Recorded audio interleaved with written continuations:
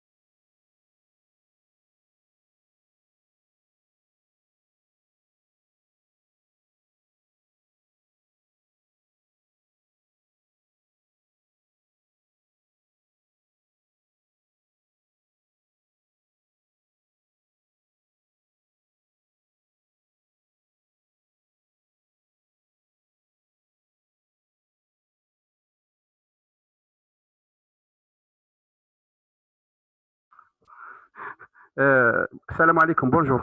Alors, c'est M. Mérich qui est avec vous. Là, je suis désolé, le Ghalb, ça a été coupé par Amel directement. Allez, Hna. On continuera le cours dans Belek, elle va voir le programme et on va vous envoyer une adresse et un lien et on termine le cours probablement à midi ou à 1 heure. D'accord? Vous me dites oui, est-ce que vous avez compris ou non? Allez, d'accord, allez, bonne journée.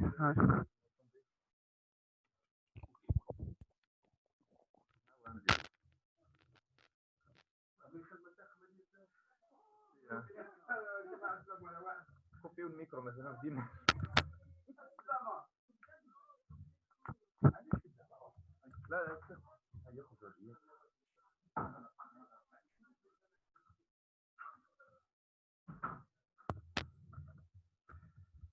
Alors, bonjour tout le monde. Alors, s'il vous plaît, faites-moi signe si vous m'entendez.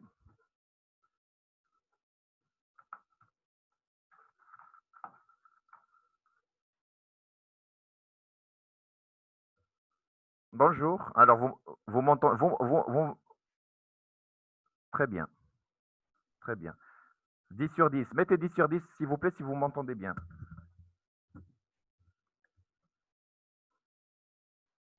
Ok, d'accord. Voilà. Alors, aujourd'hui, on va voir l'allumisation faite au maternel. Donc, comme professeur Brooke, de l'hémobiologie transfusion sanguine, donc chef de service de l'hémobiologie transfusion sanguine. Je ne sais pas si vous voulez bien attendre encore d'autres participants parce qu'on est à 59 ou bien on enchaîne directement. C'est à vous de voir. D'habitude, vous êtes à combien?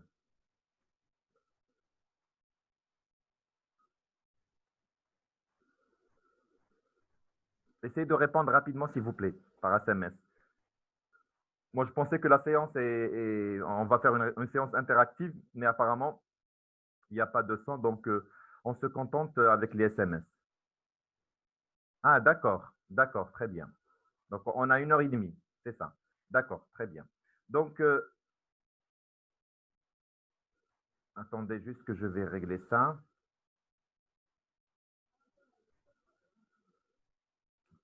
Juste un moment, s'il vous plaît. D'habitude, 70-60. D'accord. OK.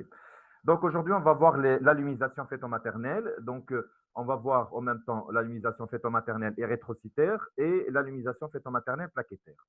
Donc, pour le plan de cette visioconférence, donc on va commencer par une introduction. On va donner quelques notions de base sur l'immunisation d'une manière générale. Après, on va aborder les antigènes qui sont concernés par cette allumisation et qui peuvent justement donner, après conflit antigénique, des entités pathologiques.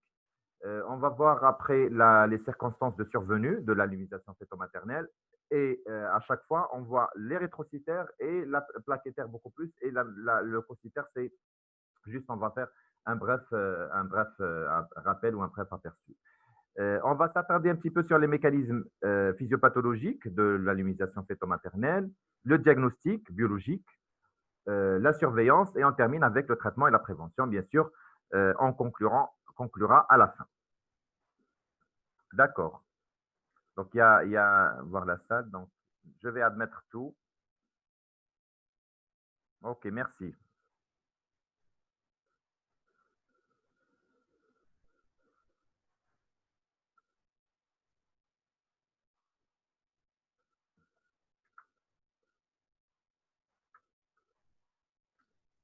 Alors, pour commencer, on va donner quelques notions de base, un petit rappel sur l'immunisation. Donc, pour définir l'allo-immunisation, c'est que lorsqu'on deux individus de la même espèce, l'un porte un antigène, l'autre ne le porte pas. L'autre ne l'a pas dans son groupe sanguin ou cet antigène n'est pas défini dans son groupe sanguin. Donc, c'est une immunisation vis-à-vis d'un antigène absent de l'individu de la même espèce dont il possède un antigène définition son groupe. S'il vous plaît, vous pouvez m'arrêter à tout moment. Si vous ne comprenez pas quelque chose et si vous avez une question ou remarque à faire, vous le faites directement. N'attendez pas à la fin lors du débat parce qu'il se pourrait qu'on n'aura pas beaucoup de temps. Donc, je préfère que la séance soit interactive.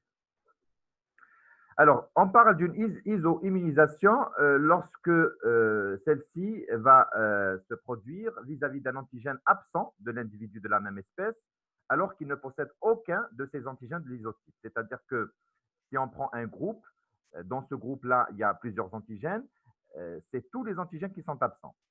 Par exemple, l'exemple type, c'est l'immunisation anti, par exemple, un épitope ou la anti, par exemple, une glycoprotéine qui va porter un ensemble d'antigènes.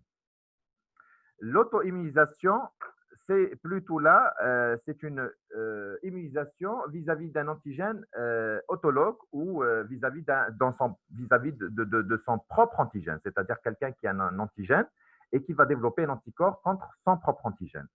Donc là, la notion de tolérance est rompue et du coup, l'organisme il va produire un anticorps qui va être dirigé contre ses propres antigènes et cet anticorps, il est appelé auto-anticorps. C'est pour cela qu'on l'appelle auto-immunisation. Et à la fin, l'hétéro-immunisation, c'est lorsque l'immunisation va se produire vis-à-vis d'un antigène d'un individu d'une espèce différente. Donc, jusque-là, en ce qui concerne l'allumisation, l'iso-immunisation, l'auto-immunisation, le conflit antigénique, il est au niveau de la même espèce. Mais lorsqu'on parle d'une hétéro-immunisation, l'espèce est différente entre deux espèces, par exemple une espèce humaine avec une espèce bactérienne ou autre. Voilà. Ça va? On continue?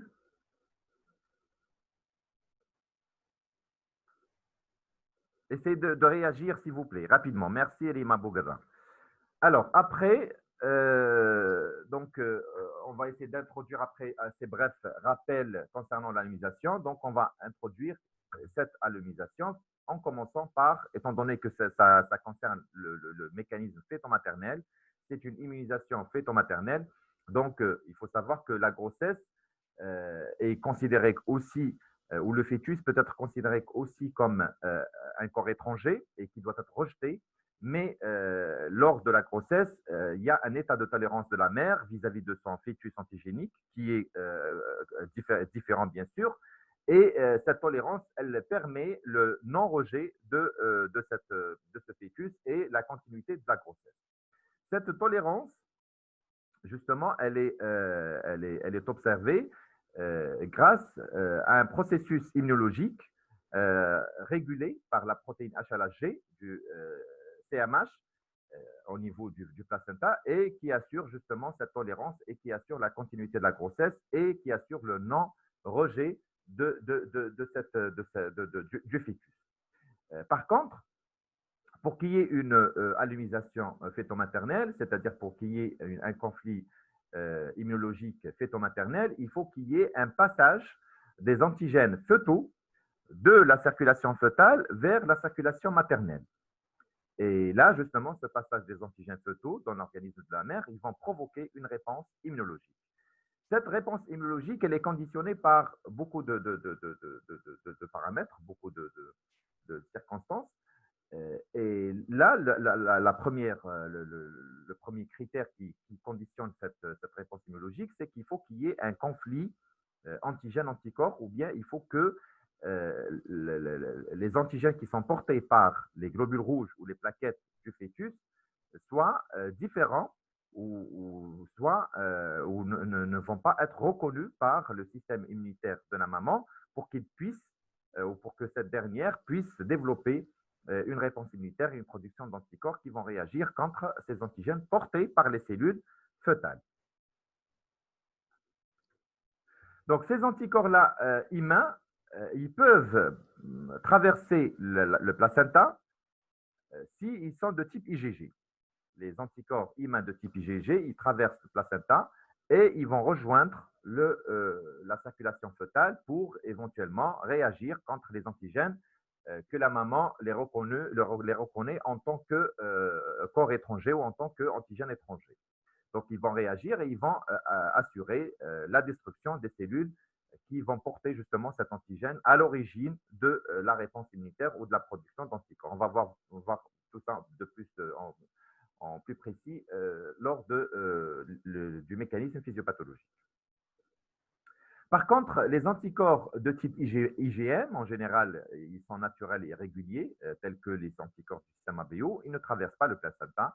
Donc, pour qu'il y ait une incompatibilité fœto-maternelle, pour qu'il y ait une production d'anticorps, pour qu'il y ait une réponse immunitaire, il faut que les anticorps humains soient de type IgG.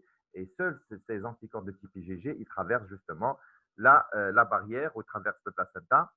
Et ils vont assurer justement la destruction des cellules cibles portant ces antigènes. Alors, on étudie cette allomisation fœto-maternelle pour essayer de comprendre les mécanismes immunologiques de survenue. C'est très important parce que après, une fois qu'on arrive à comprendre le mécanisme immunologique, on peut apporter une meilleure prise en charge, une meilleure approche diagnostique pour une meilleure prise en charge thérapeutique. C'est-à-dire, on peut faire le diagnostic de ces pathologies, de ces entités, et dans le but de traiter d'une manière efficiente et efficace. Et ça, c'est d'une part. D'autre part, en comprenant encore une fois les mécanismes immunologiques de la survenue, on peut prévenir la survenue de ces incompatibilités et par l'application de procédures de sécurité en ce qui concerne le mécanisme transfusionnel ou bien le fœto-maternel qu'on va aborder à la fin de ce cours. Ça va, on continue? D'accord, très bien. Maintenant, on va voir les différents antigènes qui sont concernés par cette allomisation fœto-maternelle. Et comme je vous ai dit, aujourd'hui, on va voir l'allomisation fœto-maternelle, érythrocytaire, plaquettaire, leucocytaire, et il existe d'autres. On va se concentrer beaucoup plus sur les antigènes érythrocytaires et les antigènes plaquettaires. Alors, les antigènes érythrocytaires qui sont impliqués et qui sont à l'origine de ces conflits immunologiques ou de ces allomisations fœto-maternelles sont les antigènes du système ABO, on a le A et le B, le système Rhésus, le grand D, le petit C, le grand E, le système KEL, le système du Phi, le système KID, le système MNS. Tous ces antigènes-là qui sont portés par le globule rouge et qui sont appelés antigènes érythrocytaires sont impliqués dans la survenue de l'allomisation fœto-maternelle. Et par conséquence, cette allomisation fœto-maternelle va donner ce qu'on appelle la maladie hémolytique du nouveau-né ou bien la maladie hémolytique fœtale qui a des conséquences gravissimes pour le fœtus ou bien pour le nouveau-né. On va voir tout à l'heure dans les circonstances découvertes et dans la clinique. À côté des antigènes rétrocytaires, on a aussi les antigènes plaquettaires qui peuvent être aussi à l'origine d'allomisation fœto-maternelle, mais là, plaquettaires. Il s'agit des antigènes qui sont portés par les glycoprotéines plaquettaires et qui sont définis dans les systèmes spécifiquement plaquettaires ou appelés les Human Platelet Antigen HPA. Donc, on a le système HPA1 qui est impliqué, le système HPA5, le système HPA3. Ces trois systèmes-là sont fortement impliqués dans les conflits fœto-maternels plaquettaires, chez les Caucasiens, chez nous aussi. Et on a certains qui sont impliqués beaucoup plus chez les Asiatiques, tels que le système HPA4. On a aussi les antigènes leucocytaires, tels que le système HANA et le système HLA, qui sont aussi concernés par ces conflits et qui sont aussi concernés par l'alimentation fœto-maternelle. Ça va? On continue?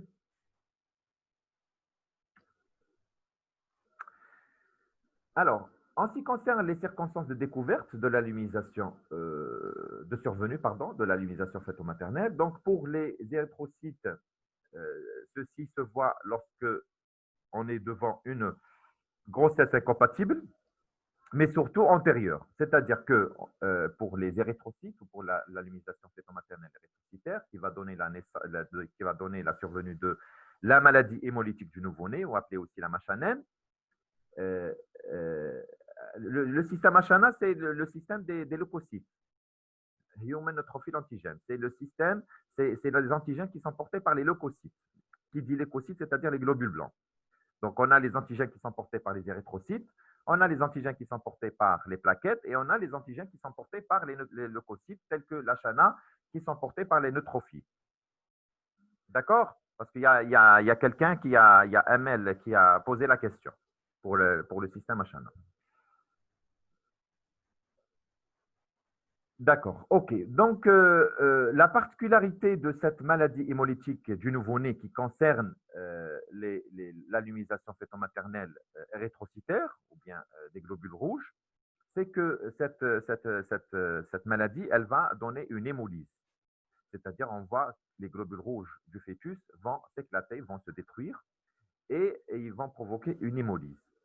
Ce qui est particulier pour cette allumisation fœto-maternelle, c'est que le premier enfant, en général, en dehors d'un contexte d'incompatibilité antérieure, est indemne. C'est-à-dire la maladie ne se voit pas chez le premier enfant. Sauf dans le cas où il y avait un avortement ou des antécédents d'IVG, etc. Mais le mécanisme, il y aura une réaction immunitaire dès la première grossesse, dès la première incompatibilité, mais la maladie ne se voit pas chez le premier enfant, mais plutôt elle va se voir chez les enfants qui vont venir après. Donc, pour les leucocytes, donc, la même chose, c'est toujours suite à une grossesse incompatible.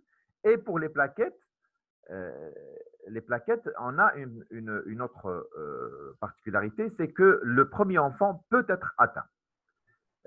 Lorsqu'on parle d'une allumisation fœto-maternelle plaquettaire, il faut tout de suite avoir à l'esprit que ce conflit antigénique plaquettaire va provoquer la production d'anticorps antiplaquettes, et ces anticorps antiplaquettes vont traverser la barrière placentaire pour se trouver ou bien pour rejoindre la circulation fœtale et détruire ainsi les plaquettes du fœtus ou bien les plaquettes du nouveau-né. Et par conséquent, lorsque les plaquettes sont détruites, on sera devant un cas de thrombopénie.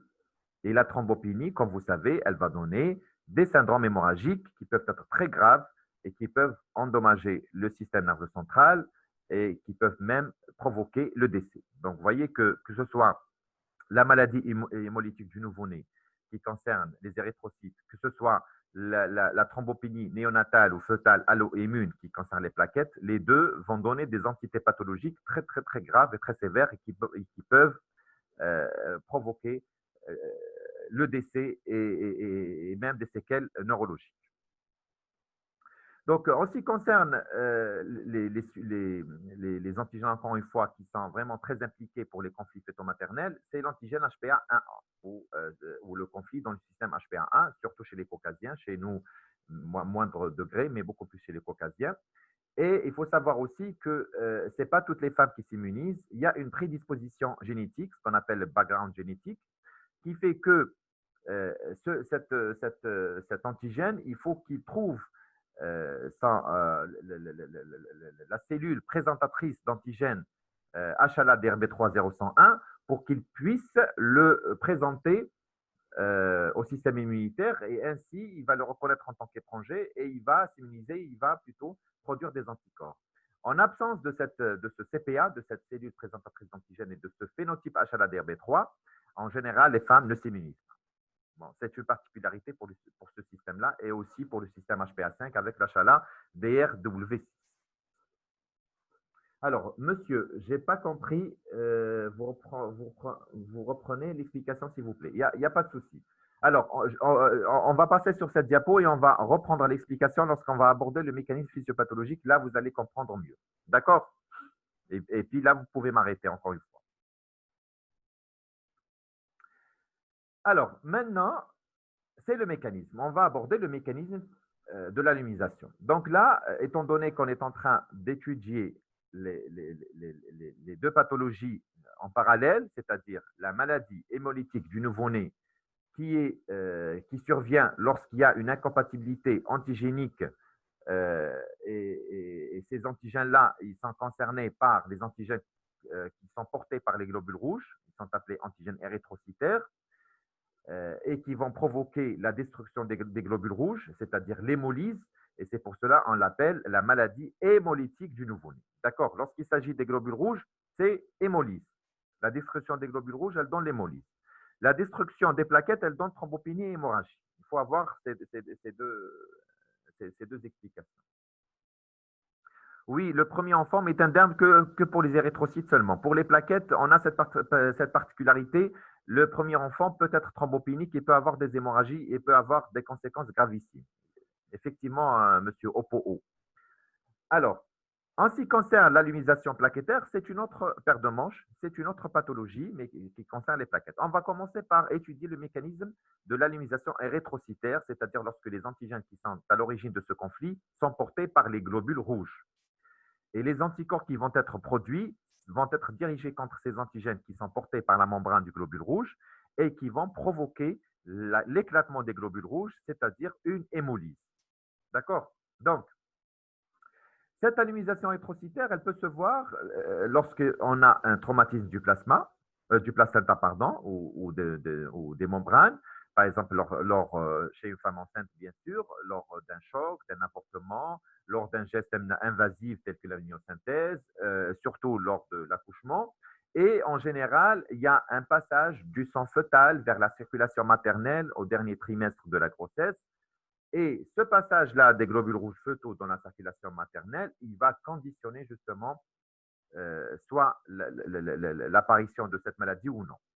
Alors, si les antigènes érythrocytaires fœtaux, c'est-à-dire qui sont ancrés sur la membrane du globule rouge du fœtus, sont incompatibles ou sont absents ou sont dépourvus chez la maman, c'est-à-dire chez les globules rouges de la maman. Par exemple, si on prend un exemple, une maman rhésus négatif, c'est-à-dire une maman qui n'a pas l'antigène D, et éventuellement, elle va porter un fœtus qui a l'antigène D ou un fœtus qui est rhésus positif.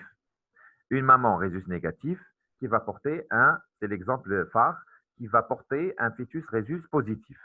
Donc, cette maman-là, elle va avoir dans sa circulation sanguine des globules rouges fœtaux lors de ce passage à travers le placenta. Ces globules rouges fœtaux qui portent l'antigène D et qui sont rhésus négatifs et positifs, ils vont être reconnus par le système immunitaire de la maman en tant qu'étrangers parce qu'elle n'a pas l'antigène D. Elle est rhésus négatif. Et elle va avoir dans sa circulation des globules rouges fœtaux rhésus positifs. Donc, automatiquement, le système immunitaire va réagir, il va les reconnaître en tant qu'étrangers, il va les rejeter et il va provoquer une réponse immunitaire, une production des anticorps anti-grand D, par exemple, à titre d'exemple.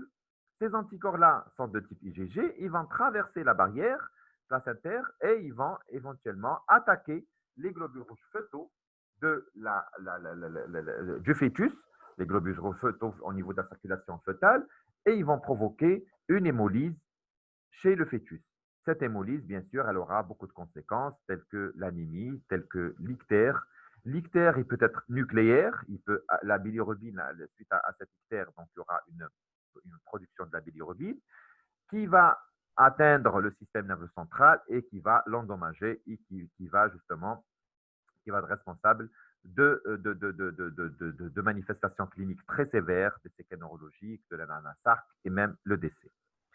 Donc là, c'est le mécanisme physiopathologique de l'anonymisation érythrocytaire lorsque les antigènes fœtaux sont incompatibles ou sont dépourvus chez la maman. Donc, si antigène érythrocytaire fœtal différent de ceux du groupe érythrocytaire maternel, donc on aura une réaction immunitaire maternelle dirigée contre eux. Et on aura une production d'anticorps, ils sont de type humain, c'est pour cela qu'on les appelle hémolysines spécifiques, qui vont provoquer la destruction, qui vont s'attacher bien sûr aux, globules, aux antigènes portés sur la membrane des globules rouges fœtaux, et ils vont provoquer la destruction des globules rouges et l'hémolyse. Et on aura à la fin la conséquence d'une survenue de la maladie hémolytique du nouveau-né, la machanelle. D'accord? Alors, le premier enfant en général indemne, pour répondre à la question de votre collègue, le premier enfant en général est indemne. Pourquoi? Parce que lorsque le conflit se voit la première fois, il y a un temps de latence, d'accord? Il y a dans un premier temps une production des immunoglobulines de type IgM qui ne traverse pas le placenta et du coup, le premier enfant est sauvé. Par contre, lors d'une grossesse ultérieure, lors d'un conflit immunologique ultérieur, donc déjà la maman, le système immunitaire de la maman, il a dans sa mémoire 7 antigènes étrangers et on ne va pas avoir un temps de latence pour qu'il y ait une production des immunoglobulines intraveineuses IgG. C'est tout de suite, il y aura une réponse immunitaire, tout de suite, il y aura une apparition des immunoglobulines type IgG qui vont traverser le placenta et qui vont détruire les globules rouges fœtaux et qui vont provoquer la maladie hémolytique du nouveau-né. C'est pour cela qu'en général, le premier enfant indemne en dehors de toute stimulation antigénique antérieure et voilà, il n'est pas.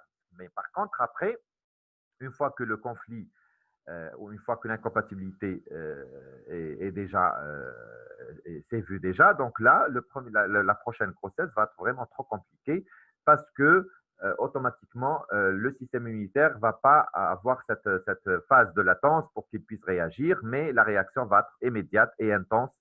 Et du coup, les manifestations cliniques ils vont s'observer soit en anténatal, soit en postnatal. Ça va?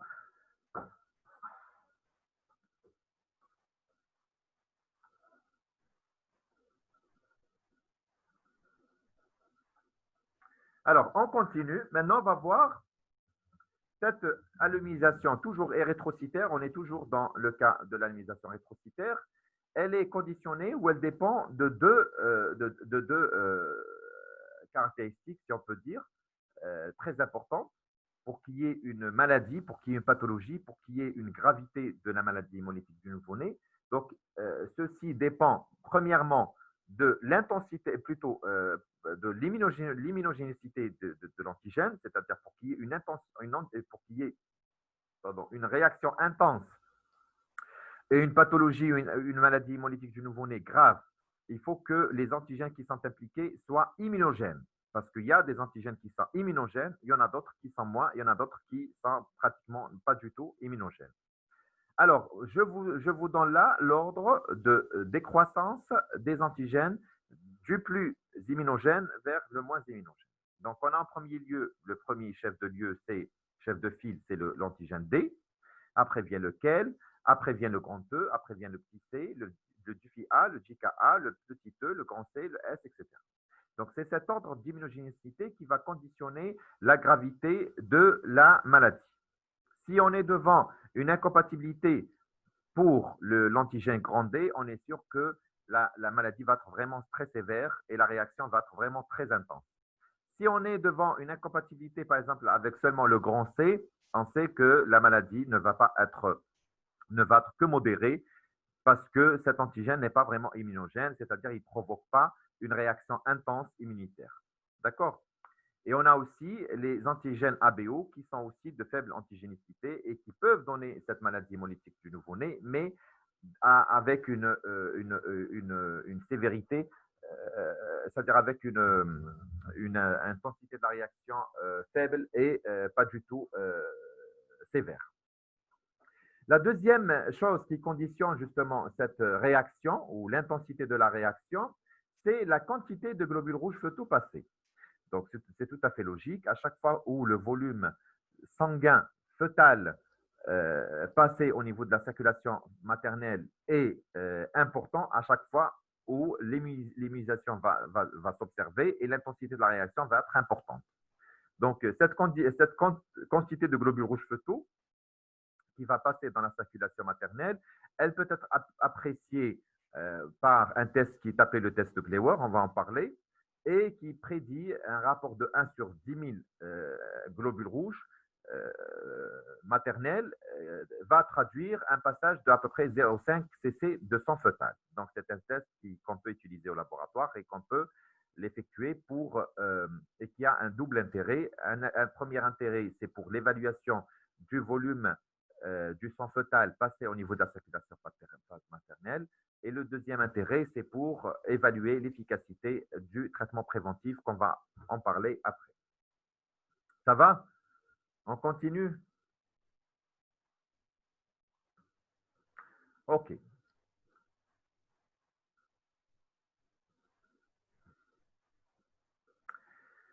Alors, on répète encore une fois avec un schéma plus élucidé, plus explicatif, plus explicite sur le mécanisme de l'alimentation. Vous voyez ici, donc essayez de suivre le curseur.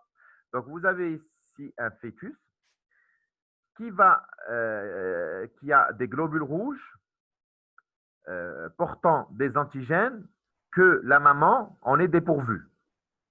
C'est-à-dire, il faut que la mère soit négative pour un antigène érythrocytaire et il faut que le fœtus soit positif pour cet antigène. L'exemple que je vous ai donné, c'est le rhésus. C'est-à-dire une maman rhésus négatif qui va avoir un fœtus rhésus positif. Une maman qui a l'antigène D, plutôt qui n'a pas l'antigène D, qui va avoir un fœtus qui a l'antigène D et qui l'a hérité de son papa. Donc, automatiquement, comme je vous ai dit, il y a un passage transplacentaire, voilà, en rouge, des hématies fœtales à travers le placenta. Donc, ce passage-là, parfois, il est provoqué par un avortement, par l'accouchement. Parfois, on l'observe au dernier trimestre. C'est quelque chose qui est tout à fait normal. Donc, ce passage-là des hématies fœtales du fœtus vers la circulation maternelle, donc, il va provoquer une réponse immunitaire chez la maman. Et cette dernière va synthétiser, va produire des hémoglobulines, maternelles de type IgG, voilà, et ils vont traverser encore une fois la barrière placentaire pour rejoindre la circulation fœtale. Et lorsqu'ils rejoignent la circulation fœtale, ils vont détruire les globules rouges du fœtus. Et lorsque les globules rouges du fœtus sont détruits, automatiquement, on est devant un cas d'hémolyse. Et l'hémolyse, bien sûr, elle a des conséquences sur le plan clinique, sur le plan biologique, etc. Donc, c'est cette hémolyse-là qui va aggraver la situation et qui va donner la maladie hémolytique du nouveau-né avec une augmentation, avec un ictère qui va s'observer sur le plan clinique. Vous allez voir que l'enfant, il va être vraiment très pâle et très ictérique. Et cet ictère-là est dû à la libération de la bilirubine suite à cette hémolyse qui va justement, qui peut atteindre le cerveau et qui peut endommager les cellules grises et qui peut donner des séquelles neurologiques, qui peut donner même la mort. Donc ça, c'est le mécanisme. Est-ce que vous avez compris maintenant? Celui qui a posé la question tout à l'heure. Est-ce que maintenant c'est plus clair, c'est plus explicite? D'accord, très bien. Alors, maintenant, on va revenir sur ce test de Clewer. On avait dit que ce test de Clewer, il permet de quantifier le volume sanguin fœtal qui va traverser la barrière placentaire pour rejoindre la circulation maternelle. Ceci est simple. Donc, qu'est-ce qu'on peut faire? On peut faire un prélèvement chez la maman, un prélèvement du sang maternel, un prélèvement veineux. Ce prélèvement-là, on va confectionner avec un frottis sanguin. Vous avez vu comment faire le frottis sanguin au TP. Et ce frottis sanguin-là, on va le faire passer dans 3 bains de coloration, par une solution acide, par une solution d'hématoxyline ferrique et par de la lyosine. Et à la fin, on va apprécier sur microscope les globules rouges. Alors, sachant que ce prélèvement maternel il renferme aussi les globules rouges fœtaux, et sachant que les globules rouges fœtaux, les globules rouges, en général, comme vous savez, c'est un pigment, ils portent le pigment respiratoire qui est l'hémoglobine. Vous savez très bien que cette hémoglobine-là, à la naissance, chez le nouveau-né ou chez le fœtus, il est majoritairement HbF, fœtal, et après, à partir de 6 mois, l'HbF va laisser la place à l'HbA. C'est-à-dire, chez l'adulte, l'hémoglobine est majoritaire et constituée de l'hémoglobine A. Par contre, chez le fœtus, l'hémoglobine majoritaire, c'est l'hémoglobine F. Et c'est sur deux hémoglobines qu'on va jouer, justement, pour quantifier in vitro les globules rouges fœtaux des globules rouges maternels. Donc, sachant que l'hémoglobine A, il va se dénaturer lorsqu'on fait passer le frottis sanguin sur ces différents bains, l'hématoxyline ferrique et le pH acide. Par contre, l'hémoglobine fœtale, que contient le globule rouge fœtal, va résister à cette dénaturation acide. Et on va voir que les hématies fœtales, ils vont garder leur couleur d'origine, qui est le rouge. Par contre, les hématies maternelles qui contiennent l'HbA, l'hémoglobine A, qui n'est pas résistant et qui va être dénaturé par ces bains de coloration, on va les voir d'une couleur palote ou d'une couleur rose pâle. Donc, vous voyez ici, sur cette prise de microscope, on a 3 globules rouges fœtaux, sur 1, 2, 3, 4, 5, 6, 7, 8, 9. 9 globules rouges adultes ou 9 globules rouges maternels. Donc, on fera notre rapport et c'est avec une règle de 3, la formule de 3. Donc, on va quantifier et on va voir le volume du sang fœtal qui va passer au niveau de la circulation maternelle. Parce que, comme je vous ai dit, le volume du sang fœtal va conditionner l'intensité de la réponse immunitaire ou l'intensité de la réaction. À chaque fois où le volume est important, à chaque fois où la mère va s'immuniser et à chaque fois que l'intensité de la réaction va être importante et à chaque fois que la production d'anticorps va être importante et à chaque fois que les conséquences vont être gravissimes et l'hémolyse va être vraiment trop compliquée. À chaque fois que le volume du sang fœtal qui passait est minime, à chaque fois qu'on a protégé, on a en quelque sorte évité le drame et on a évité la survenue de cette hémolyse. D'accord? Est-ce que vous me suivez? Oui, on peut faire ce test-là avant l'accouchement, éventuellement. On peut le faire. On peut le faire avant l'accouchement pour quantifier. On va revenir sur ce test-là. Vous allez encore comprendre mieux lorsqu'on va aborder le volet préventif. Parce que, comme je vous ai dit, ce test-là, il permet non seulement de quantifier le volume du sang fœtal qui est passé et par conséquent apprécier l'intensité de la réaction immunitaire et aussi il sert justement comme un moyen d'évaluer le moyen préventif ou d'évaluer l'efficacité de la prophylaxie qu'on va voir tout à l'heure. OK? On continue?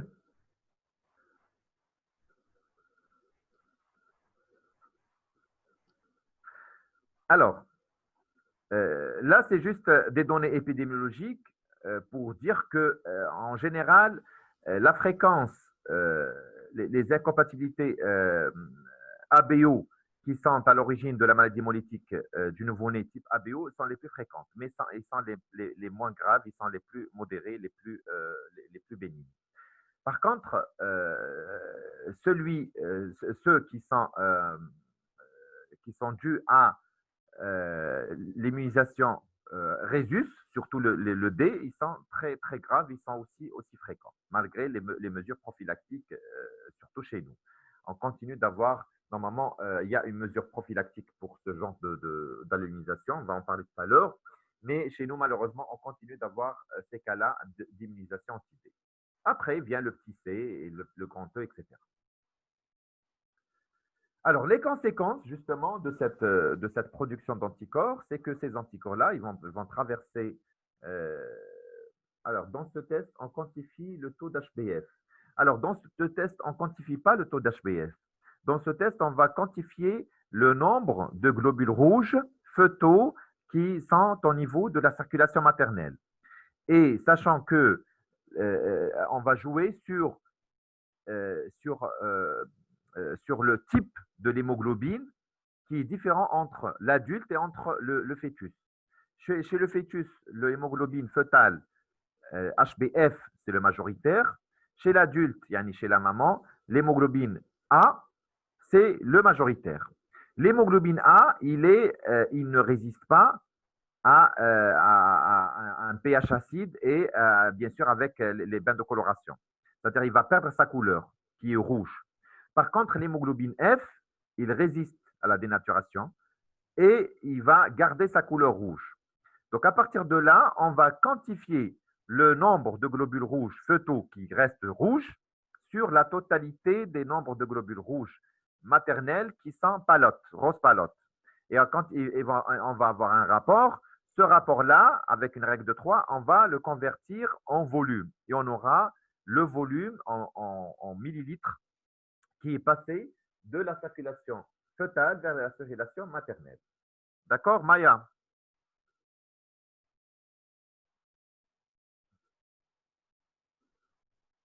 OK. Donc, on continue. Alors, quand je vous ai dit, la production de ces anticorps-là, elle va provoquer, elle sera à l'origine justement de cette maladie, qui est la maladie hémolytique du nouveau-né, parce qu'ils vont traverser la barrière placentaire et ils vont détruire les globules rouges. Et lorsqu'on est devant des globules rouges qui vont être détruits dans la circulation fœtale ou dans la circulation néonatale, voilà. Donc là, on aura bien sûr une anémie lorsqu'il s'agit in utero, c'est-à-dire in utero lorsque le dégât il se voit pendant la vie fœtale, c'est-à-dire en anténatal, avant l'accouchement. Donc on aura une anémie fœtale, on aura un anasarque et on aura une mort fœtale. L'anasarque il est suivi tout à fait, c'est une complication qui est suivie par en général une mort fœtale in utero, c'est-à-dire un avortement ou une mort fœtale in utero qui est due justement à cette pathologie. En postnatal, c'est-à-dire on arrive à avoir des nouveau-nés, on arrive à avoir le fœtus, il peut justement échapper à cette conséquence gravissime, mais les conséquences, ils vont se voir chez le nouveau-né, à la naissance. Donc à la naissance, on peut être devant un nouveau-né anémique, ictérique, bien sûr en bilirubine non conjuguée, et cet ictère, lorsqu'il est vraiment franc, lorsqu'il est vraiment très prononcé, il peut migrer, la bilirubine peut migrer au niveau du système nerveux central et il peut provoquer ce qu'on appelle l'ictère nucléaire, qui est très fâcheux, qui est très grave et qui peut donner tout de suite des conséquences vraiment gravissimes. Et on aura des séquelles neurologiques, un handicap, etc. Et on aura aussi de la mort, du décès. Donc, ceci étant que les conséquences de cette maladie hémolytique du nouveau-né, elles sont très complexes, elles sont très graves, elles sont très sévères, mais ceci dépend de la nature de l'antigène qui est à l'origine de ce conflit ou qui est à l'origine de cette incompatibilité. Comme je vous ai dit, s'il s'agit d'un antigène ABO en général, on n'arrive pas là. Mais s'il s'agit par exemple d'un anti-D ou d'un anti-KEL ou d'un autre anticorps aussi immunogène, donc on peut carrément avoir une mort in utero ou bien des séquelles neurologiques à la naissance. Maintenant, on va passer au mécanisme physiopathologique de l'alimentation fœto-maternelle, mais là, on va plutôt aborder plaquettaire. C'est-à-dire, on a terminé avec l'ictère nucléaire, c'est un ictère, c'est une libération de bilirubine, c'est une jaunisse, carrément, le nouveau-né est carrément jaunâtre. Et à force de cette hémolyse, à force qu'il y a la bilirubine non conjuguée qui va être libérée au niveau sanguin, au niveau périphérique, et cette bilirubine, elle va atteindre le système nerveux central, les noyaux gris du cerveau, et elle va justement provoquer des dommages. Et là, on parle d'un ictère nucléaire, lorsque l'ictère arrive au niveau du cerveau. OK?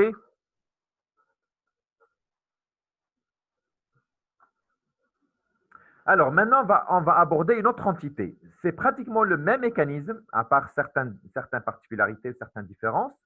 Mais ce qui diffère, c'est la cible. Ce qui diffère, c'est la cible cellulaire. C'est la cellule. Avant, la cellule était le globule rouge. Et quand on dit globule rouge, automatiquement, la destruction va s'accompagner d'une hémolyse. Là, c'est la cellule cible, c'est les plaquettes. Quand on parle de la plaquette, la destruction, ça donne une thrombopénie. Et quand on parle de thrombopénie, automatiquement, c'est l'hémorragie qui va suivre après. Donc, voyez, la première, elle donne une hémolyse. La deuxième, elle donne une hémorragie. OK? Donc, la même chose, donc il y aura un passage plaquettaire spontané de ce passage du sang fœtal, du fœtus vers la mère dès 14e semaine de gestation. Et on aura une expression. L'expression aussi, c'est ça qui fait la différence entre les deux. Pourquoi, au niveau, lorsque l'incompatibilité plaquettaire, le premier enfant peut être atteint, parce que l'expression des antigènes HPA1 et HPA3, ils sont vraiment très, comment dirais-je, euh, très précoce, voilà, très précoce, et vers la 18e semaine de gestation, ce qui fait que l'immunisation peut se faire déjà au départ dans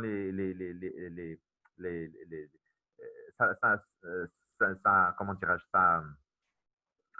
ça va pas se faire vers le 3e trimestre, c'est-à-dire vers les mois avancés. C'est plutôt vers les premiers mois que l'immunisation peut se faire. C'est pour cela que le premier enfant peut être atteint. Alors, s'il y a une incompatibilité, donc on aura une immunisation anti-plaquette. Cette immunisation anti-plaquette, elle sera à l'origine de production d'anticorps anti-plaquettes qui vont provoquer une destruction des plaquettes, une thrombopénie et un syndrome hémorragique. Ce syndrome hémorragique il peut être observé in utero, c'est-à-dire chez le fœtus, ou bien il peut être observé à la naissance, c'est-à-dire chez les nouveau-nés. Et comme je vous ai dit, la particularité de cette allumisation plaquettaire, c'est que le premier enfant peut être atteint. Et on a en dernier lieu l'allumisation antileucocytaire. Là aussi, il y aura un échange de leucocytes à partir de la fin du premier trimestre. Si on a une incompatibilité, donc on aura aussi une immunisation antileucocytaire, pratiquement le même mécanisme. Donc, si vous avez compris le mécanisme érythrocytaire, après, les plaquettes et les leucocytes, c'est pratiquement la même chose. Maintenant, on va passer au diagnostic. Donc, le diagnostic aussi, il diffère, soit il peut être en anténatal, c'est-à-dire on peut faire un diagnostic pendant la grossesse, et il peut être en postnatal, c'est-à-dire on peut faire le diagnostic après la naissance lorsque la symptomatologie clinique apparaît. Donc, l'allumisation érythrocytaire, donc je vous ai dit que ceci dépend du système qui est impliqué. Le système le plus important, le plus fréquent, c'est le système Rhésus. Et l'antigène le plus grave et le plus fréquemment encore observé, c'est l'antigène D. Donc, c'est pour cela, alors, monsieur, s'il vous plaît, pouvez-vous répéter plaquettaire? Alors, pour les plaquettes, c'est pratiquement la même chose. Donc, il y aura un passage du sang fœtal, de la circulation fœtale à la circulation maternelle. Qui dit sang fœtal, c'est-à-dire il porte les globules rouges, il porte les plaquettes, il porte les leucocytes, etc. Et il se pourrait que l'antigène qui est porté sur la plaquette du fœtus est dépourvu chez la maman, chez la plaquette de la maman. Donc, automatiquement, il y a un conflit qui est né, un conflit, une incompatibilité antigénique entre la maman et entre le fœtus. Mais cette incompatibilité, elle concerne l'antigène plaquettaire, elle ne concerne pas l'antigène érythrocytaire.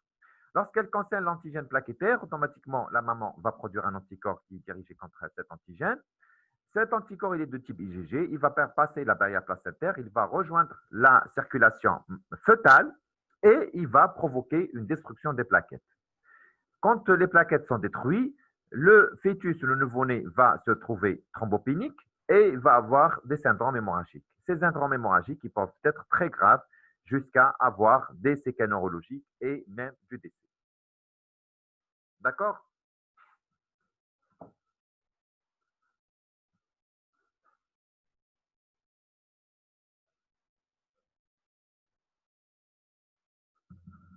Alors, j'attends un mail plume. Est-ce que vous avez compris?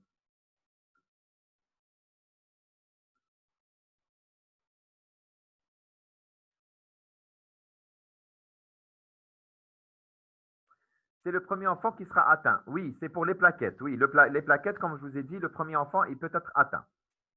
D'accord? Et je vous ai expliqué parce que c'est par rapport à l'apparition des antigènes plaquettaires qui est vraiment très précoce. D'accord? Par contre, pour les rétrocytaires, en général, s'il n'y a pas de conflit, s'il n'y a pas d'incompatibilité, le premier enfant, en général, il est indemne parce que le passage, il se fait pratiquement, l'immunisation, elle va juste se faire et la production des immunoglobulines, elle va, de type IgG, elle va s'observer lorsque il y a une deuxième stimulation et cette stimulation va donner une réponse, deuxième stimulation va donner une réponse intense et rapide, sans qu'il y ait un temps de latence. Parce qu'il y a les cellules B mémoire, les lymphocytes B mémoire, ils ont gardé justement dans les caractéristiques de cet antigène et ils vont réagir tout de suite après une deuxième stimulation. Alors, pour l'allumisation dans le système Rhésus, je vous ai dit que l'anti-D, c'est la plus connue. Donc, le diagnostic au cours de la grossesse, en général, les parents sont Rhésus incompatibles. Déjà, si on fait un groupage chez la maman et on trouve que pendant la grossesse, on trouve que la maman, elle est Rhésus négatif. Donc là, tout de suite, on va voir si le père, il est Rhésus positif. Si le père, il est Rhésus positif, donc, dans ce cas, pendant la grossesse, on a le risque. Il y a le risque que l'enfant, le fœtus peut être atteint. Il y a le risque que le nouveau-né aussi peut être atteint. S'ils échappent à la vie intra-utérine, il peut être en postnatal atteint. Ce qu'il faut prendre aussi en considération, c'est les antécédents obstétricaux et immunisants. Il faut voir est-ce qu'il y avait une stimulation antérieure. Est-ce qu'il y avait, il faut bien faire l'interrogatoire avec la maman. Est-ce qu'il y avait des notions d'avortement? Est-ce qu'il y avait des notions de stimulation, par exemple des transfusions avant, pour voir est-ce que c'est une première stimulation ou c'est une deuxième ou troisième? Parce que, comme je vous ai dit, la sévérité de la maladie dépend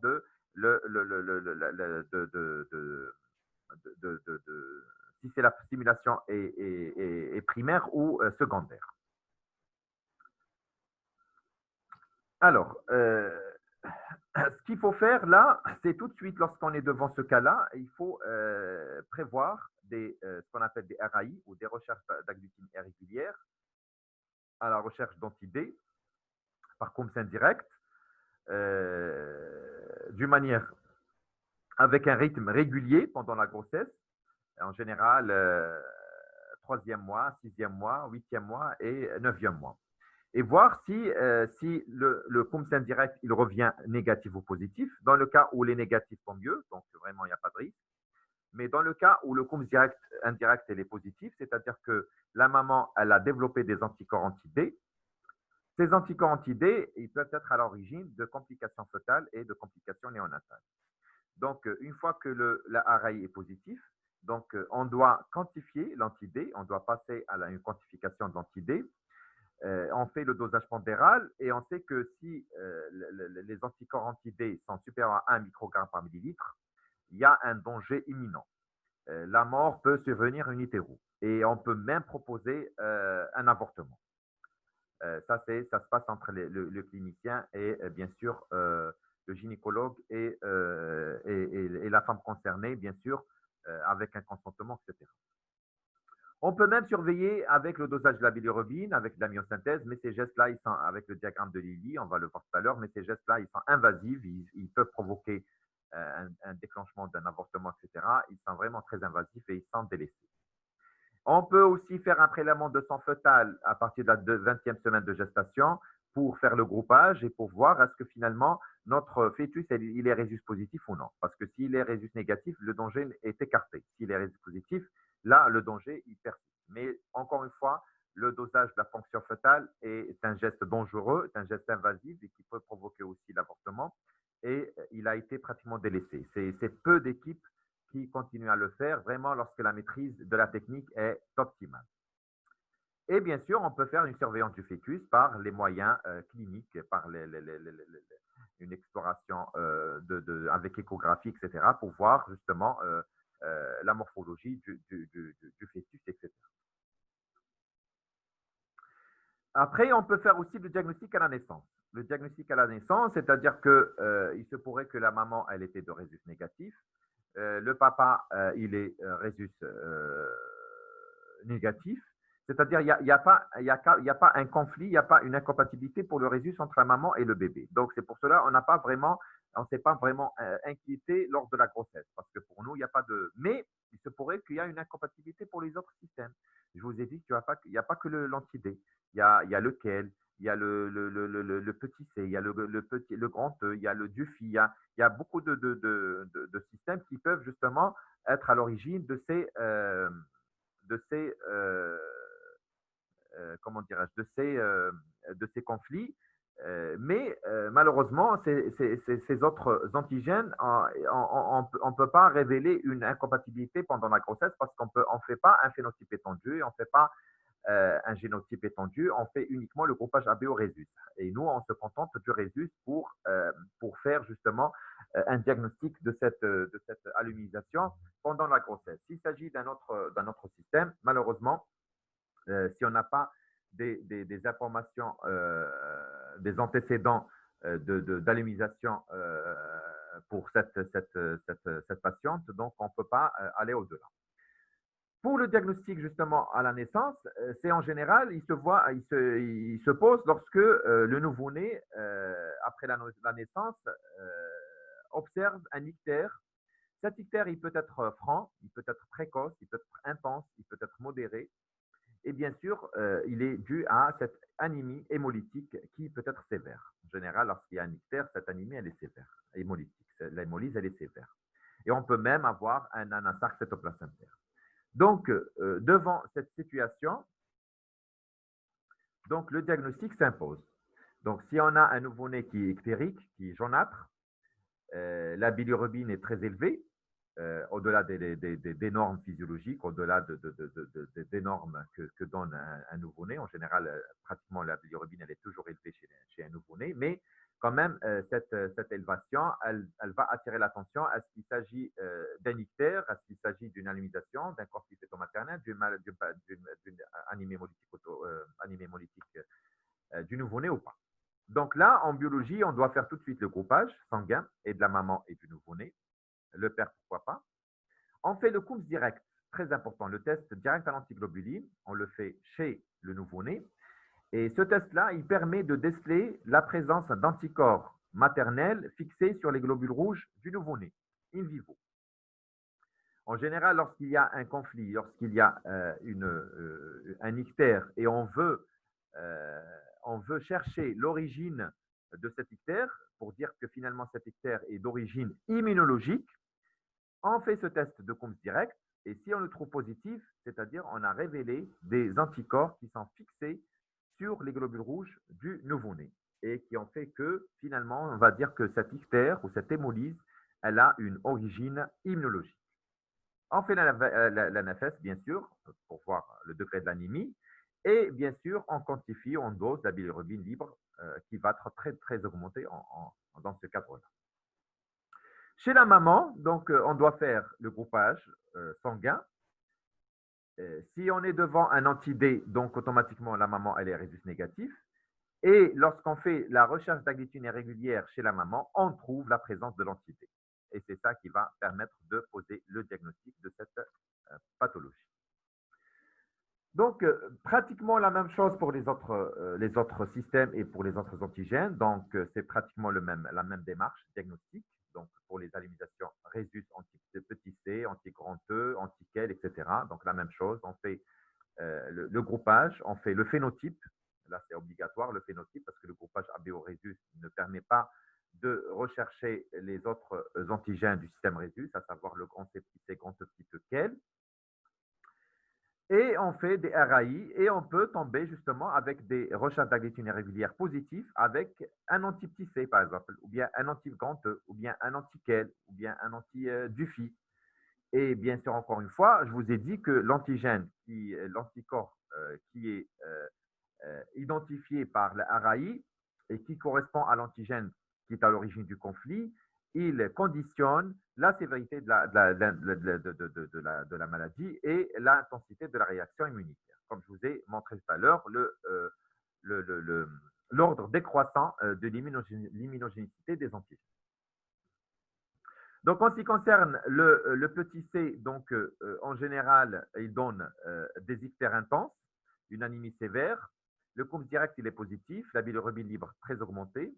Et lorsqu'on fait le phénotype de la mère et de l'enfant, ils vont être incompatibles. Et la RAI chez la maman, elle va être positive en faveur de cet antigène qui est l'anticorps petit c.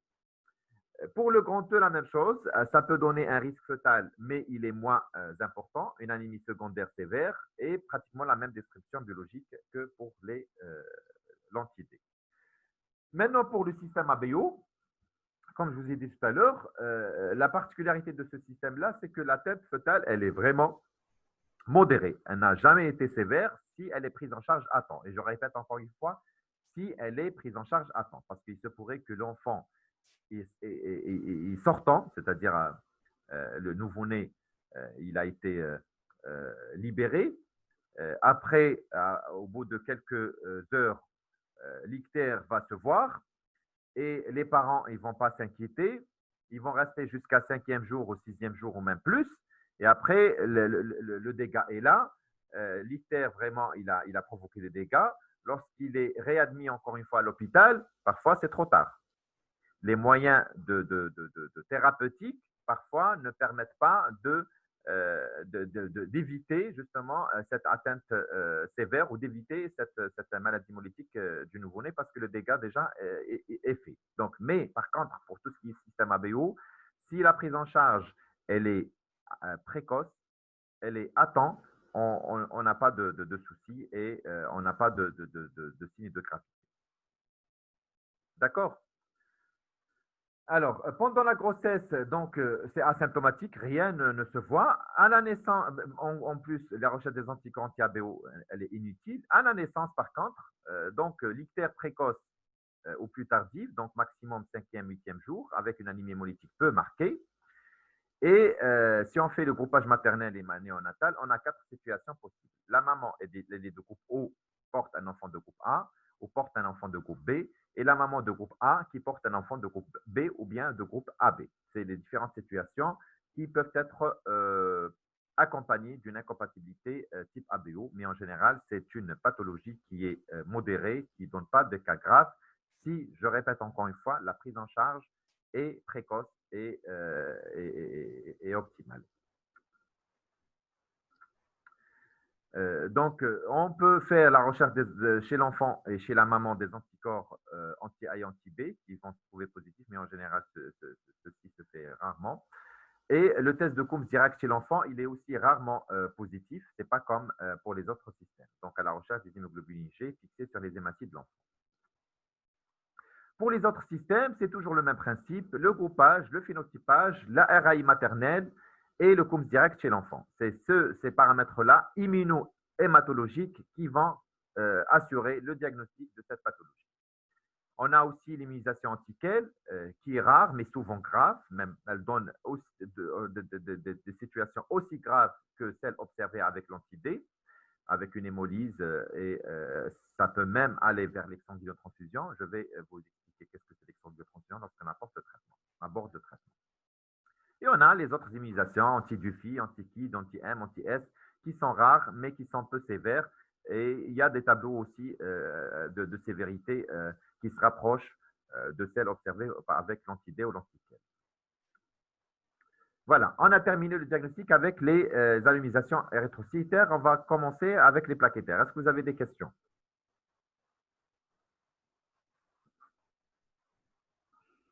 Ça va, vous avez compris? On continue?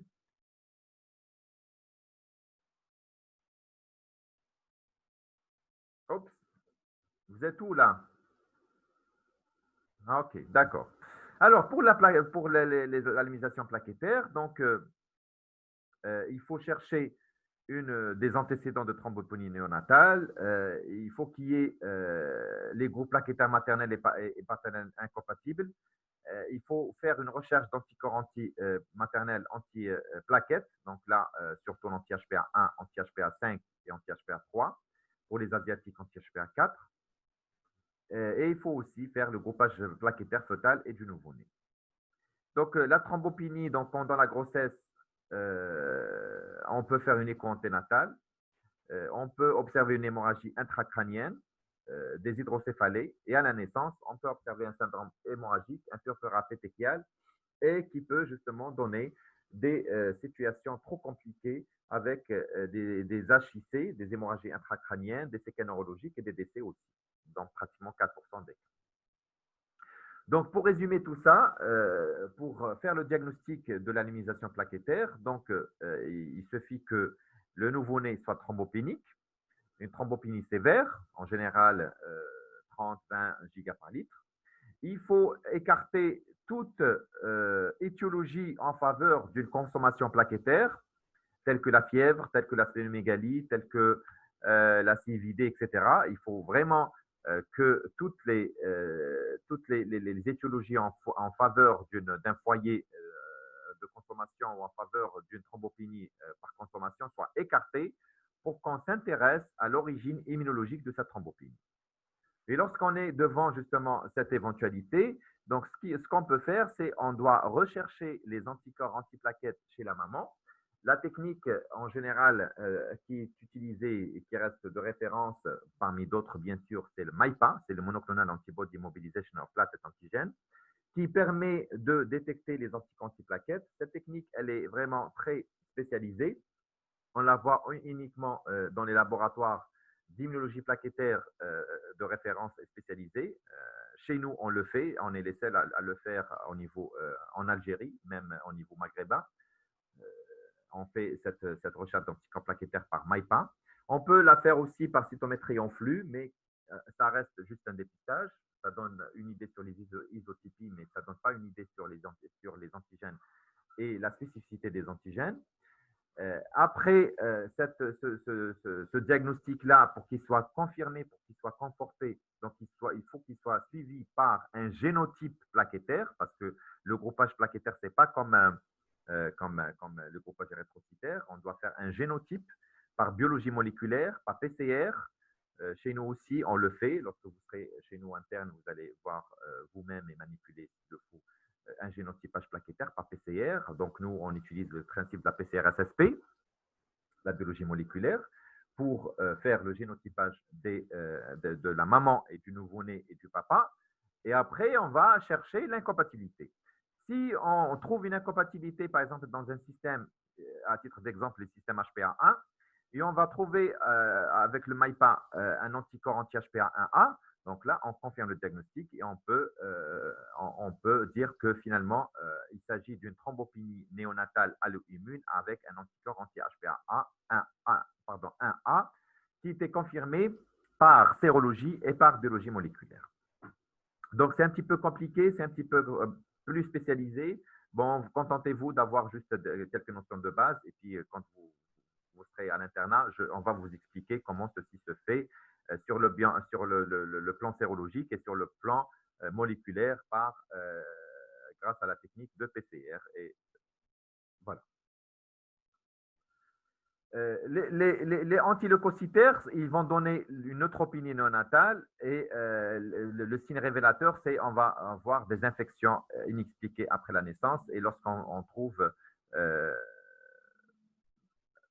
excusez-moi, j'ai un appel, juste un petit moment. Juste un petit moment. Allô?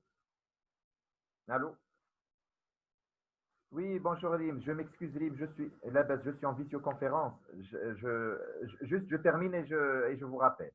Ok, ok, ça, vraiment ça. D'accord, donc voilà, ça donne des infections après la naissance et pour faire le diagnostic, il faut chercher les anticorps anti-polynucléaires neutrophiles. Voilà. Posez-moi des questions hein, si vous êtes… bon, là, c'est trop compliqué pour vous. Alors, la surveillance. Alors, la surveillance, comme je vous ai dit, la chose la plus importante qu'on puisse faire, nous, en tant que biologistes médicaux et en biologie, c'est la surveillance des grossesses. On doit travailler, collaborer d'une manière très, très étroite avec nos amis gynécologues pour justement pour éviter que le drame survienne, soit in utero, soit à la naissance. Et la surveillance, justement, biologique s'impose. Donc, la recherche d'agglutiner régulière doit être faite d'une manière vraiment très rigoureuse et régulière, justement, au 3e mois, au 6e mois, au 8e mois, au 9e mois, surtout quand il s'agit d'une incompatibilité anti-B. C'est très important. On doit le faire, comme je vous ai dit. Dans le cas où ça se positive, on doit identifier l'anticorps. Et dans le cas où l'anticorps est identifié, on doit le titrer et on doit le peser pour apprécier le risque de la mort in utero qui est vraiment important si le dosage pondéral est supérieur à 1 microgramme par millilitre. Et ceci peut se faire au niveau d'un laboratoire d'hémobiologie sans problème. Donc, c'est pour cela que j'insiste sur l'étroite collaboration entre les gynécologues et les hémobiologistes. On peut faire aussi la surveillance par le dosage de la bilirubine, mais je vous ai dit que ça reste toujours des gestes invasifs et ils sont pratiquement délaissés parce qu'il faut vraiment maîtriser la myosynthèse pour qu'on puisse doser la bilirubine et voir en quelle zone on est. Est-ce qu'on est dans une zone RAS, pas du tout à risque dans la zone 1, ou bien on est à une zone 2 plutôt à surveiller, ou plutôt on est à une zone où le danger vraiment de mort in utero est très prononcé. Donc, mais ça reste encore une fois invasif. On peut faire la même chose. Pardon, on peut faire la même chose aussi pour évaluer la maturité pulmonaire, toujours par la myosynthèse, et on peut aussi faire un prélèvement du sang fœtal, du cordon, pour réaliser le groupe sanguin, le dosage d'hémoglobine, le groupe direct, etc. Mais je répète encore une fois, ceci pratiquement est délaissé. Ça peut courir un danger, un risque, et vraiment, il faut maîtriser la technique. Ça dépend des écoles aussi. Par exemple, si on prend aux EESA, ils continuent à le faire, mais vraiment, ils maîtrisent vraiment le geste. Le risque est vraiment très minime. L'échographie, c'est très important. Donc, elle permet de dépister les signes d'hépatosplénomégalie et les signes d'un infarct. C'est très important. C'est pour cela il faut que les femmes enceintes, il faut qu'elles suivent chez un gynécologue d'une manière régulière, qu'elles en profitent de cette échographie pour déceler le moindre des anomalies. Et là, ce qui se fait actuellement dans les pays développés, on a pu quand même, on peut quand même utiliser cette méthode non invasive qui se fait à partir du sang maternel. Maintenant, grâce aux technologies récentes, aux nouvelles technologies, grâce à la PCR en temps réel, on a pu quand même extraire l'ADN fœtal du sang maternel. C'est-à-dire, on fait uniquement une ponction veineuse chez la maman pour avoir du sang maternel, sachant que quand même le sang fœtal circule, mais pratiquement à des quantités très infimes, des traces au niveau du sang maternel. Et on a pu extraire l'ADN fœtal à partir de ce sang maternel et on a pu, grâce à la PCR en temps réel, rechercher ou faire le typage des groupes sanguins, surtout le typage RH, la recherche pour dire est-ce que finalement le bébé, le fœtus, il est RH positif ou RH négatif, parce que d'ici découlent justement les investigations et la conduite à tenir après. Si on fait une PCR en temps réel chez une femme enceinte à partir d'une ponction du sang maternel, on extrait l'ADN fœtal et on va aller chercher l'allèle rhésus ou la présence ou l'absence du rhésus pour l'antigène D. Donc, si la présence, donc ceci dit que la grossesse court un risque et il faut qu'elle soit vraiment bien suivie, il faut qu'on apporte les mesures prophylactiques nécessaires. Si la PCR en temps réel revient négatif pour cet allèle-là, donc on dit qu'il n'y a pas de danger, il n'y a pas d'incompatibilité et la grossesse peut se poursuivre d'une manière tout à fait normale. La même chose pour les plaquettes, ça a été aussi récemment introduit, cette technologie, et malheureusement, enfin pas malheureusement, mais on l'a fait dans vraiment les laboratoires trop spécialisés. Bon, chez nous, ce n'est pas encore le cas. C'est le typage HPA chez le fœtus. Donc, la même chose, on a pu extraire l'ADN fœtal à partir de la circulation maternelle et on a pu, par toujours PCR, SSP, PCR en temps réel, faire justement le génotype HPA dans le système 1. C'est comme, mais on le fait uniquement pour le rétrocytaire, on le fait uniquement pour le rhésus, d'accord, pour l'antigène D. Et pour les plaquettes, on le fait uniquement pour le système 1. Vous voyez que quand même, c'est important de le signaler parce que ces deux-là, ils ont un traitement prophylactique. Par contre, pour les autres systèmes, il n'y a pas de traitement prophylactique, donc ça ne sert à rien de rechercher. Encore une fois, on n'est pas arrivé à faire le génotypage pour les autres systèmes, que ce soit pour les rétrocytaires ou les plaquettaires. Donc, le typage HPA-1A fœtal est un outil précieux pour identifier les grossesses à risque de thrombopénie allo-immune fœtale et non néonatale. Et à l'heure actuelle, la détermination prénatale de type de fœtus HPA-1A est effectuée à des fins de diagnostic dans les grossesses de femmes alloimmunisées en HPA-1 ayant des antécédents de fœtus ou d'enfants antérieurs atteints de FNI. C'est-à-dire qu'on le fait uniquement lorsqu'on a des antécédents, que la maman, cette maman, elle a eu déjà une grossesse antérieure, elle a eu déjà un enfant qui était touché par cette entité, pathologie, par cette pathologie, elle a eu un enfant qui avait une thrombopénie néonatale allo-immune confirmée, et on craint à ce que ceci va se récidiver. Parce que surtout pour le 1A, ça récidive dans 80-90% des cas. Donc, si on fait le génotype chez le fœtus à partir de ce geste invasif, à partir de cette méthode non invasive, on arrive à conclure s'il s'agit d'une nouvelle grossesse incompatible ou pas. D'accord? Parce que d'ici, justement, découle la conduite à tenir pour le suivi de cette grossesse. Est-ce que vous avez compris? Est-ce qu'il y a des questions?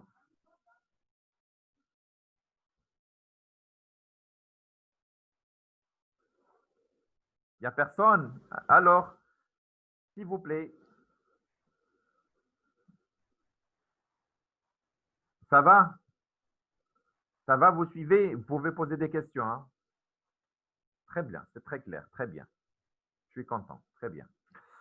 Alors, maintenant, on va passer à la prévention et le traitement. Donc, une fois on a étudié les mécanismes physiopathologiques, une fois qu'on a étudié, on a fait le diagnostic biologique à la naissance et en néonatal, on a aussi abordé les tests les plus récemment utilisés dans les laboratoires vraiment de référence et qui utilisent les méthodes non invasives. C'est les génotypes pour le système rhésus rétrocytaire et pour le système HPA-1A plaquettaire. Maintenant, on va voir le traitement et la prévention. Donc, pour l'anonymisation rhésus-D, donc c'est bien, c'est-à-dire, donc monsieur, si la FNIT est due à un anti-HPA, à part anti-HPA1, la PCR n'aura pas lieu. Oui, la PCR, on le fait uniquement pour le moment, uniquement pour les incompatibilités HPA1A. D'accord? C'est le fœtus est rhésus négatif et la mère, elle va présenter toutes ces conséquences. Si le fœtus est rhésus négatif, normalement, il n'y a pas de risque pour l'anti-D. Il n'y a pas d'incompatibilité anti-D. D'accord? Mais je ne vous cache pas que, bon, il y a certains centres qui vraiment maîtrisent, mais il y a certaines surprises après. Hein, parce que pour faire ce genre de diagnostic non invasif, parce que comme je vous ai dit, le suivi découle des résultats, il ne faut pas se tromper.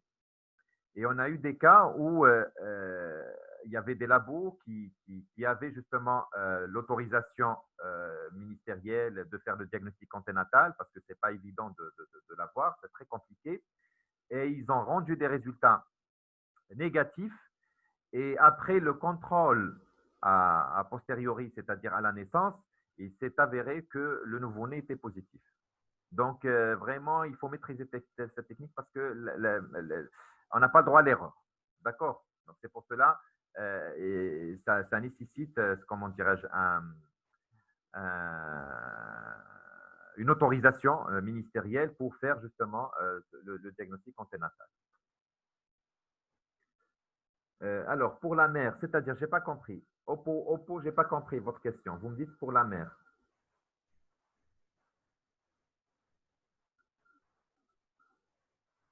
Pour la mère, le risque. C'est-à-dire, s'il n'y a pas d'incompatibilité, il n'y a pas de risque pour le fœtus. Le risque, c'est pour le fœtus, ce n'est pas pour la maman. Parce que c'est les cibles, c'est les cellules du fœtus qui vont être détruites. Ce n'est pas les cibles de la maman. D'accord? Là, ça concerne l'enfant, ça concerne le fœtus ou bien le nouveau-né. Nous, on suit la maman et on propose un traitement, plutôt un traitement et un moyen prophylactique pour justement éviter qu'on ait des conséquences pour le bébé. D'accord? Alors, ce qui est bien pour le Rhésus-D, c'est qu'il y a le moyen de prévention existe. C'est pour cela que je vous ai dit que normalement, cette pathologie a été éradiquée. Parce que il y a un vaccin qu'on appelle l'anti-D, qu'on doit l'injecter dans des situations à risque, dans les 72 heures qui suivent l'accouchement en général, ou bien après l'avortement ou après toute stimulation.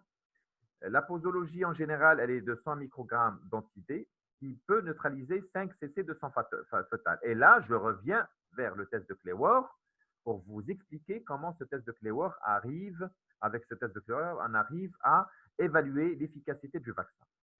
Parce que ce qui se fait chez nous, malheureusement, je ne dis pas partout, mais dans la plupart des centres, surtout les centres éloignés où il n'y a pas de CHU, etc., chez ces femmes-là qui sont Rhésus négatifs, on est tenu de leur injecter ce vaccin-là juste après l'accouchement. Ce vaccin-là, qu'est-ce qu'il va faire? Il va court-circuiter la simulation immunitaire. C'est-à-dire, en injectant ce vaccin anti-D, donc il va détruire les globules rouges fœtaux qui sont passés dans la circulation et éviter ainsi leur contact avec le système immunitaire. Et du coup, le système immunitaire n'aura pas le temps de les reconnaître et de réagir. Et du coup, comme si on est revenu à zéro à chaque fois. Et ce geste-là, il faut le faire à chaque fois. À chaque fois, il y a un avortement, à chaque fois, il y a une grossesse, plutôt un accouchement, à chaque fois. Pour à chaque fois, on revient à la case départ et on évite que le système immunitaire entre en contact avec cet antigène et produit des anticorps. C'est ça la finalité de ce vaccin-là. D'accord? Mais il faut que ce vaccin-là soit efficace. Parce que la dose de 100 microgrammes d'anti-D, elle est suffisante pour neutraliser 5 cc de sang fœtal. Et c'est pour cela que je reviens encore une fois vers le test de Clewer et à quantifier le sang fœtal qui est passé au niveau de la circulation maternelle pour voir est-ce qu'il est à 5 cc, il est un peu moins ou bien il est un peu plus ou beaucoup plus. Parce que d'ici, on va quantifier la posologie à administrer pour cette femme. S'il s'agit de DCC, on doit faire deux vaccins. S'il s'agit d'un CC, on doit injecter une seule dose. Donc, ce test-là, il est d'une importance très importante pour ajuster la posologie du vaccin qu'on va administrer. Ça, c'est d'une part. D'autre part, on peut le faire après l'injection, c'est-à-dire on le fait avant l'injection, on quantifie, on ajuste la posologie, on donne la posologie et on le fait après d'avoir donné le vaccin. Après avoir donné le vaccin pour voir est-ce que le vaccin qu'on avait donné, est-ce qu'il a neutralisé la plupart ou toutes les hématies fœtales, ou il en existe encore. Parce que s'il en existe encore, c'est-à-dire que le vaccin n'a pas été efficace, c'est-à-dire que la dose n'a pas été suffisante. Il faut encore renouveler une dose pour garantir qu'on a vraiment court-circuité l'immunisation et on a vraiment neutralisé tous les globules rouges fœtaux et on est tranquille pour notre patiente et que le système immunitaire n'a pas été en contact avec ces globules rouges fœtaux et finalement, il n'y a pas de risque pour les prochaines grossesses. C'est ça l'intérêt de ce test-là. Alors, on effectue ce vaccin pour éviter le déclenchement de l'immunité? Oui, exactement. Pour court-circuiter le mécanisme immunitaire et pour revenir à chaque fois à la case des zéros. Malheureusement, on continue d'avoir, normalement c'est éradiqué avec ce moyen de préventif, mais chez nous, on continue d'avoir cette maladie hémolytique du nouveau-né anti-D Parce qu'en général, les cliniciens, ils donnent une dose standard. Je ne dis pas pour tous les centres, il y a certains centres, il y a certains parties éloignées. Ils donnent une seule dose et ils ne revoient plus leur patiente. Ils ne savent plus est-ce que cette patiente, est-ce que cette dose qui a été administrée est suffisante ou pas. Est-ce que toutes les hématies fœtales ont été neutralisées ou pas? Ce qui fait, il se pourrait que malgré que la maman a eu ce vaccin-là, mais elle peut encore avoir le risque d'avoir une deuxième grossesse compliquée. Alors, si la mère est D-faible et on a injecté, on aura un risque. Si la mère est justement le DU, bon maintenant il y a aussi il faut savoir il faut faire la part des choses entre le D faible et le D partiel, parce que là c'est vrai, c'est une très bonne question. On doit faire la recherche du DU chez la femme enceinte en général, chez le nouveau-né, pour voir finalement ce nouveau-né, est-ce qu'il est rhésus négatif ou bien est-ce qu'il est rhésus faible aussi, et d'où le danger. Et chez la femme, l'essentiel, là, il faut prendre les choses qui me goûtent avec pincette, parce qu'il ne faut pas, comment dirais-je, mélanger un D faible avec un D partiel. En général, devant un D faible, normalement, on ne doit pas injecter parce qu'elle a l'antigène. Elle a l'antigène D, mais il est faiblement exprimé, donc elle ne risque pas de s'immuniser. Mais il faut faire la part des choses entre un D partiel et un D faible, parce que le D partiel, elle a des sous-unités manquantes et elle peut s'immuniser.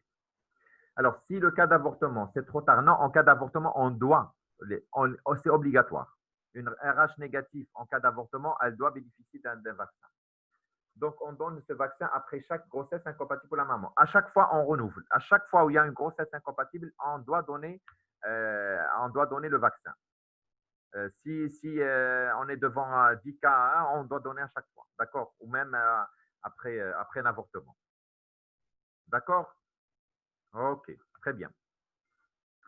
Donc, le traitement du fœtus ou de nouveau-né, donc chez le fœtus, une fois que le dégât est survenu, une fois que la symptomatologie clinique ou l'ictère est apparue, donc ça dépend maintenant la gravité. Si on est devant vraiment une anémie sévère avec une hémolyse sévère et un ictère sévère, on risque, comme je vous ai dit, d'avoir des séquelles neurologiques. Donc là, on doit faire une transfusion où on appelle une exsanguinotransfusion. Mais sur les fœtus, hein. Mais cette exsanguinotransfusion, vraiment très compliquée parce que ça peut aussi être très, très à risquer. Il faut vraiment qu'il y ait une équipe multidisciplinaire et un gynécologue qui maîtrise vraiment le geste. Bon, en Algérie, il y a un seul centre qui le fait, c'est professeur Cherifi et son équipe, c'est au niveau de l'hôpital CHU Mustapha, le service de gynécologie, qui maîtrise cette technique et qui fait les exsanguinotransfusions in utero. Où je mets à l'exsanguinotransfusion, c'est-à-dire on va remplacer le sang du fœtus.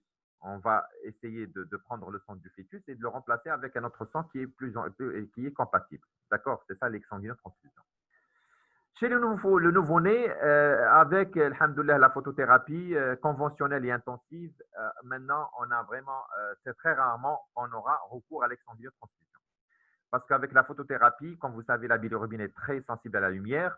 Donc, il suffit de mettre notre bébé sous photothérapie conventionnelle pour faire diminuer la bilirubine et le danger après va disparaître. Si la photothérapie conventionnelle n'est pas suffisante, donc on doit recourir à la photothérapie intensive. Et en général, on a des résultats spectaculaires et sauf complications ou sauf prise en charge vraiment tardive, qu'on aura recours à l'exsanguinotransfusion. Et l'exsanguinotransfusion, comment on l'a fait? On ne peut pas la faire sans avoir le diagnostic, c'est-à-dire il faut faire une RAI, il faut identifier l'anticorps, il faut chercher du sang compatible, c'est-à-dire du sang qui est dépourvu de l'antigène correspondant à l'anticorps trouvé dans la RAI. Une fois qu'on a sélectionné le sang, à ce moment-là, on va provoquer des saignées, le nouveau-né, et on va le remplacer avec du sang qui est compatible. Et en général, aussi, ça donne d'excellents résultats. Mais en général, en ce moment, la photothérapie, quand même, elle a révolutionné la prise en charge et on a rarement recours à l'exemple transfusion, comme je vous ai dit, sauf dans les cas compliqués et dans les cas où la prise en charge est vraiment très tardive. Alors, Abdou, il dit donc le vaccin est renouvelé après une grossesse, pas seulement le. Ah oui, à chaque fois il y a une grossesse incompatible, on est tenu de renouveler le vaccin. Parce que faire un vaccin, c'est donner une chance qu'on revienne à zéro, à la case départ. D'accord?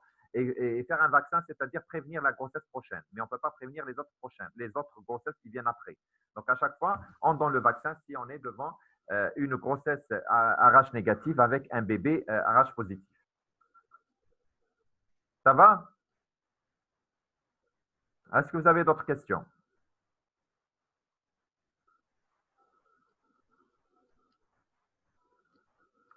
Pardon.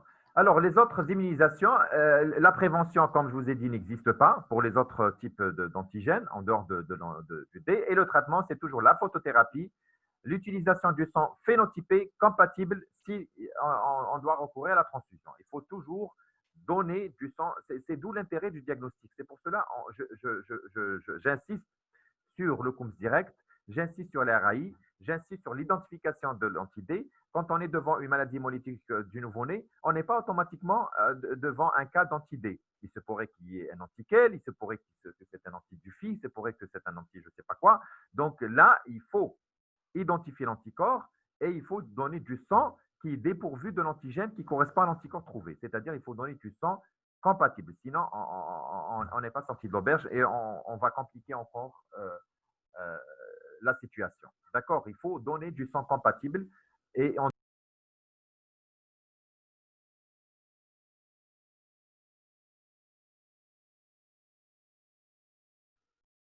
alors, vous m'entendez, s'il vous plaît, parce que ça a été coupé. S'il vous plaît, est-ce que vous m'entendez? S'il vous plaît.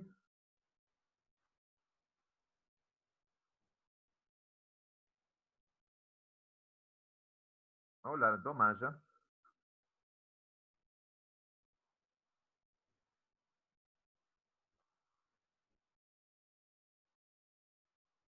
Amel,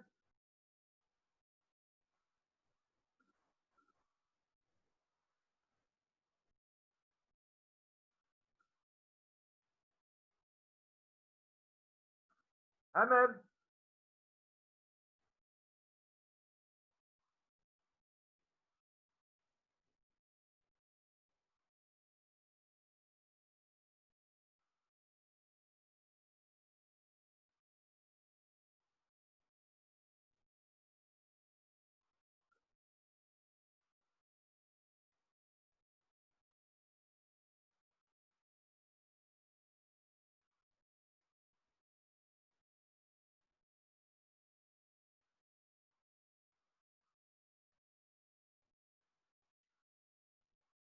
s'il vous plaît, vous m'entendez? Donc, ça n'a pas été coupé. Hein. Je dois encore partager l'écran.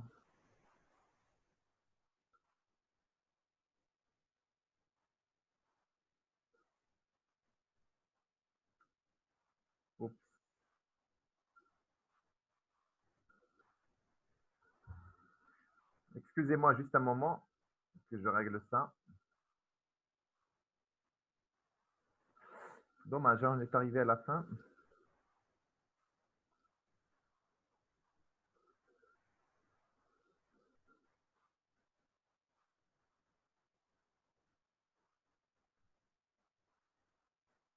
Alors, Alt Shift.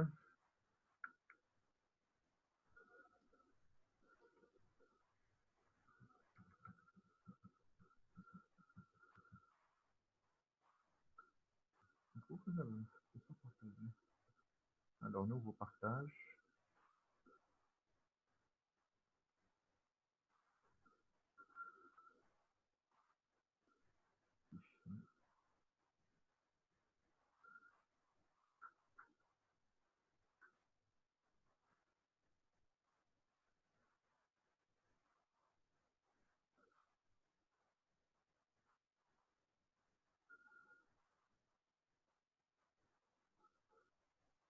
Est-ce que vous voyez quelque chose, s'il vous plaît?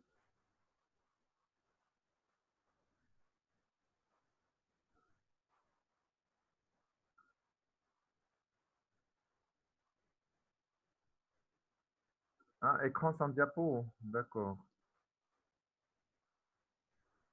Où est-ce qu'elle a mis le diapo?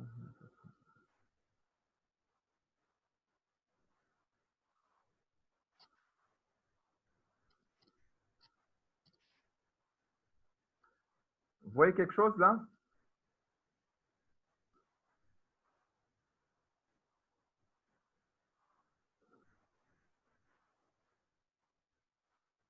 Ça va? Ok, très bien. Alors, on termine avec, toujours dans la surveillance, traitement, voilà. Donc, comme je vous ai dit, pour les autres allumisations résus, la prophylaxie pardon, n'existe pas. Donc, on doit traiter par la photothérapie et l'utilisation du sang phénotypé compatible ces transfusions. Et on doit toujours compatibiliser par rapport au sang maternel parce que c'est le sang maternel qui contient l'anticorps à l'origine de ce conflit. Voilà, donc, OK. L'ABO, comme je vous ai dit, aucune prévention n'est possible aussi. Et la photothérapie seule suffit largement, sauf cas compliqué de prise en charge tardive.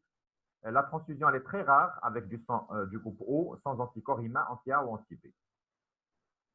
En ce qui concerne les plaquettes, maintenant, pour le traitement et la prévention des plaquettes, donc pendant la grossesse, on peut le traitement maternel à partir de la 12e semaine de gestation, donc on peut injecter les immunoglobulines intraveineuses par semaine et des corticothérapies, c'est pour un petit peu éviter d'avoir un taux ou une concentration élevée d'anticorps. On peut traiter le fœtus aussi avant l'accouchement si la thrombopénie est sévère, inférieure à 50 giga par litre. On peut faire aussi de transfert de plaquettes maternelles des leucocytes et éradiés ou de plaquettes de donneurs compatibles, mais là aussi, c'est une transfusion in utero qui est difficile, très difficile à réaliser. En Algérie, aucune n'a été réalisée. On a pris en charge un cas dernièrement et de thrombopénie fœtale néonatale, fœtale allo-immune. Et on a convenu avec justement avec la collègue de Mustapha, la gynécologue, de procéder à une transfusion in utero. Mais finalement, la grossesse a été s'est très bien déroulée avec un traitement préventif à base d'immunoglobulines intraveineuses et de corticothérapie. Et on n'a pas vu une thrombopénie sévère, une hétéro fœtale. Et du coup, l'indication n'a pas été posée pour la transfusion in utero. Et Dieu soit loué, l'accouchement s'est déroulé d'une manière tout à fait normale. Et on a eu un enfant qui est thrombopénique, mais avec une thrombopénie modérée à 60 giga par litre. Donc, le risque n'était pas vraiment voilà, important. Donc, à la naissance, ce qu'on peut faire là, à la naissance, c'est beaucoup plus, lorsqu'on est devant un cas de nouveau-né thrombopénique, et comme je vous ai dit, il faut faire le diagnostic, il faut rechercher des antiplaquettes, il faut faire le génotype par biologie moléculaire et de l'enfant et des parents. Il faut confirmer l'origine immunologique, il faut confirmer qu'il s'agit bien d'une thrombopénie allo-immune néonatale. Et il faut que la thrombopénie soit vraiment, comment dirais-je, sévère ou vraiment les plaquettes très effondrées pour qu'on puisse transfuser ou proposer une transfusion de plaquettes. Et là, justement, d'où l'intérêt de faire le diagnostic, parce qu'encore une fois, il ne faut pas transfuser avec des plaquettes d'une manière anarchique, sauf dans situation, bien sûr, de prise en charge, comment dirais-je, urgente et on n'a pas les moyens justement de chercher le bon produit, de chercher des plaquettes compatibles. Donc, on peut transfuser d'une manière anarchique. Sinon, on doit transfuser avec des plaquettes qui sont dépourvues de l'antigène qui correspond encore une fois à l'anticorps trouvé par MAIPA et qui sera compatible avec l'anticorps anti-plaquette anti-HPA qui a été à l'origine de ce conflit. On peut aussi proposer en dehors de la transfusion ou même avec de la corticothérapie, des immunoglobulines intraveineuses qui peuvent donner des résultats aussi spectaculaires. En conclusion, donc, les complications de l'incompatibilité fœto-maternelle existent toujours malgré la prévention et le suivi des femmes enceintes. C'est pour cela que je vous ai dit que malgré le vaccin existe et normalement la maladie, la H1N anti-D doit être éradiquée, mais par faute de moyens, par faute de moyens aussi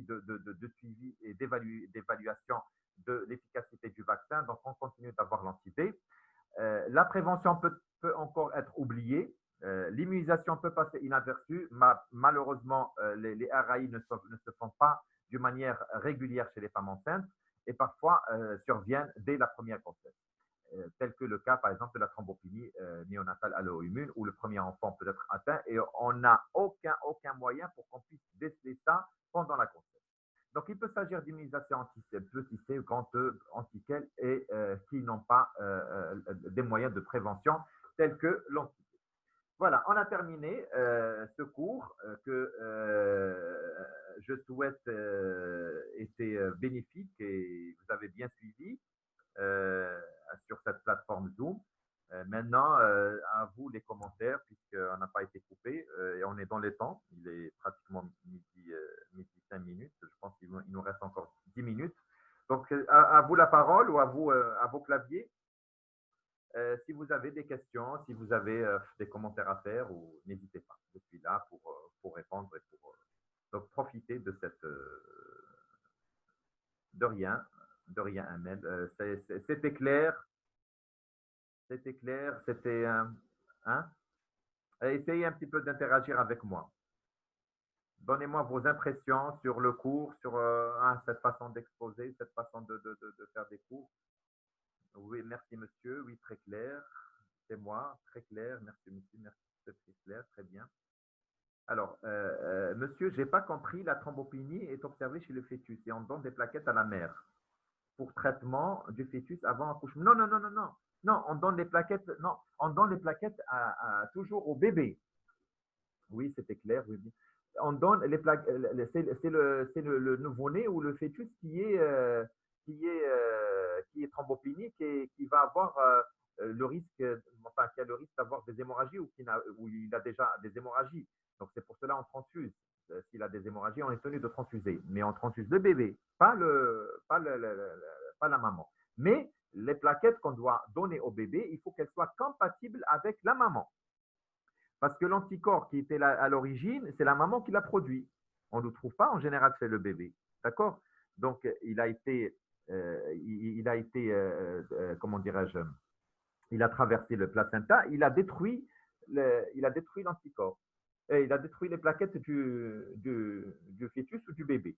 Donc, on est tenu de donner des plaquettes compatibles par rapport à cet anticorps, bien sûr, c'est-à-dire dépourvues de l'antigène qui correspond à cet anticorps, et les donner au bébé, pas la maman. D'accord? La maman, elle n'a pas de risque, la maman. Par contre, on peut traiter la maman pendant la grossesse par des traitements avec les immunoglobulines intraveineuses et la corticothérapie pour en quelque sorte, je ne dis pas faire endormir en quelque sorte son système immunitaire, mais pour un petit peu diminuer la concentration de ces anticorps qui vont passer chez le fœtus et en diminuant la concentration, on court moins de risques. Donc là aussi, c'est une façon de faire, c'est une démarche thérapeutique qu'on peut éventuellement adopter. C'est-à-dire, pendant la grossesse, on donne les immunoglobulines intraveineuses, c'est un traitement préventif chez la maman pour diminuer la concentration des anticorps qu'elle va en fabriquer. Est-ce que vous pouvez donner un exemple d'exsanguinotransfusion? Alors, c'est-à-dire un exemple, je n'ai pas compris. Un exemple, par exemple, un exsanguinotransfusion. On a reçu une commande pour exsanguinotransfusion d'un nouveau-né qui est très ectérique avec un bilirubine non conjuguée à 400 et plus et qui pratiquement il peut risquer un ictère nucléaire. Et chez lui, on a fait la photothérapie conventionnelle et intensive pour dégrader le taux de bilirubine qu'il a, mais sans succès. Donc, on est obligé de faire remplacer son sang. C'est-à-dire, en faisant remplacer son sang, on va épurer les anticorps qui sont là et qui sont en train de provoquer l'hémolyse. Donc, qu'est-ce qu'on doit faire? Dans un premier temps, il ne faut pas donner comme ça du O négatif de manière anarchique. On doit faire la RAI chez la maman. Et il se pourrait qu'en faisant la RAI, on a pu identifier l'anticorps. Il s'agit d'un anticorps anti-quel. C'est pas un anti-D, c'est pas un anti-C, c'est un anti-quel. Donc, on doit sélectionner du culoglobulaire reconstitué avec du plasma AB, mais ce culoglobulaire doit être quel négatif. C'est obligatoire. Étant donné que l'anticorps trouvé, c'est un anti-quel. Donc, on doit donner du quel négatif. On doit donner du sang qui ne contient pas l'antigène quel. D'accord? Et l'exsanguinotransfusion, si vous voulez, bon, cette année, je pense, peut-être après la reprise, mois d'août, je vais vous faire une petite séance vidéo pour vous montrer comment l'exsanguinotransfusion se passe. D'accord? Comment on arrive à piquer et à faire de la saignée et à remplacer le sang qui a été saigné pour justement épurer les anticorps. Alors, Myriam, est-ce que j'ai répondu à votre question? Très bien. Alors, dans le cas d'incompatibilité plaquettaire, le premier bébé est atteint à cause de la formation des anticorps rapides contre les antigènes. Oui, c'est la particularité de la thrombopénie fœtale néonatale allo-immune, c'est que le premier enfant, il peut être atteint. Donc, on n'a pas de moyen pour qu'on puisse prévoir ceci. Ceci peut se voir d'une manière voilà, brutale, mais sans pour autant le prévoir et sans pour autant qu'on soit préparé pour prendre en charge ces cas-là. Par contre, pour la maladie hémolytique, il y a toujours une simulation, une première simulation. Cette simulation peut être soit par transfusion, soit par avortement, soit par une grossesse. Parce qu'il ne faut pas aussi oublier les stimulations transfusionnelles. Il se pourrait que la maman, elle a reçu avant qu'elle se marie, c'est-à-dire le célibat, il se pourrait qu'elle a reçu une transfusion. Et c'est cette transfusion qui a fait que il y a une première stimulation. Si pendant la grossesse, on est devant le même cas d'incompatibilité que ça a été observé lors de la première stimulation par transfusion, automatiquement le premier enfant est peut-être touché. C'est-à-dire, il se pourrait que vous pouvez me poser la question, vous me dites que voilà, la maman, c'est sa première grossesse, elle n'a jamais fait d'avortement, elle n'est jamais tombée enceinte, n'a jamais fait il n'y avait aucune stimulation en maternelle auparavant, mais malgré ça, son enfant était hystérique et il a fait une maladie hémolytique du nouveau-né. Donc là, il faut vraiment faire votre interrogatoire et chercher les antécédents. Et il se pourrait que cette même maman a reçu des transfusions avant. Et la stimulation a été faite par transfusion incompatible. Et comme par le même mécanisme, mais par hasard, c'était la même incompatibilité transfusionnelle qui s'est répétée pour le fœtus maternel. Première stimulation transfusionnelle n'est-elle pas transfusionnelle? C'est-à-dire, j'ai pas compris. Android 1, j'ai pas compris. N'est pas telle dangereuse. Non, quand il s'agit du résus, comme je vous ai dit, toujours on vous donne la chance. D'accord? Même si c'est en transfusion, même si vous êtes résus négatif, écoutez-moi bien, même si vous êtes résus négatif et vous recevez du sang résus positif pour la première fois, vous allez s'immuniser, mais vous n'aurez pas de symptomatologie clinique et vous n'aurez pas d'accident transfusionnel sur le champ. Mais lorsque vous serez transfusé une deuxième fois avec du résus positif, là, il y a un maître du département qui me dit, c'est bon, vous avez écoulé votre temps, vous avez fait un parti et on doit… D'accord? Même si vous allez être transfusé une deuxième fois avec du sang positif, c'est là où vous aurez l'accident, mais pas la première fois. Alors, n'est-elle pas dangereuse? Oui, merci. C'est bon, vous avez compris, très bien. Donc, je vous laisse avec ML. Je vous donne encore une seule question à poser, si ML veut bien sûr, parce qu'il y a une autre conférence juste après moi. Et je vous donne mon mail si vous voulez, si vous pouvez me contacter par mail, il n'y a aucun souci. Hein. Je vais écrire.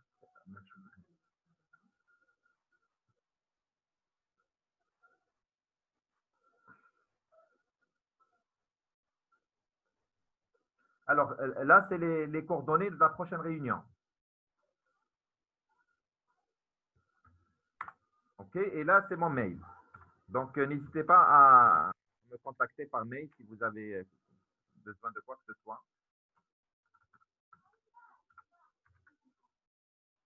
Et là, si vous voulez, alors, le service.